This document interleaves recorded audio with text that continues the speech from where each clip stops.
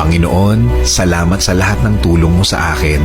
Thanks for always being there to guide me and to direct my path. Salamat sa laging handang sumuporta sa akin, Panginoon.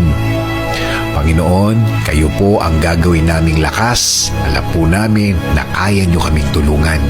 Kaya nyo kaming bigyan ng solusyon sa aming mga problema na nagpapahina sa amin.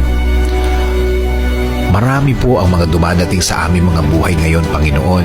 Marami ang nagiging hadlang sa aming plano at mga pangarap. Alam po namin na iisa-isahin niyong tatanggalin ang mga ito bilang bahagi ng pag-aalaga niyo sa amin. Panginoon, alam po namin na hindi na magtatagal ang mga nagpapahirap sa aming problema. We know these are just trials that will make us stronger as a believer. Hindi rin kami makikinig sa mundo na wala ng pag-asa ang aming kinalalagyan. Alam po namin na kayo ang pag-asa namin. Sa inyo kami kakapit at laging lalapit. Hindi kami makikinig sa kanilang mga salita, sa kanilang mga kwento, sa kanilang mga judgment.